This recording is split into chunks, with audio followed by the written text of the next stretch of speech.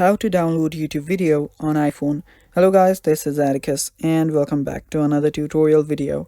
In today's video, I'll teach you guys how you can download YouTube video on your iPhone. Now without any further ado, let's dive right into it.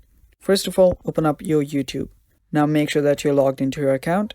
After you do so, just find the video that you want to download. Now, not all videos are available for download, so make sure that you find the one which you can download. So after you find a video which you want to download, you will see right above the comment section and right below the description, you can find a lot of options there. Now, one of the options there is the download option. Tap on download, and as you can see right here, the app will start downloading the video. Now, if you want to go to your downloads video settings or the download video folder, you'll simply need to go to your profile on the bottom right. After you're there, scroll up and you should find the downloads option. Tap on downloads and there you have it.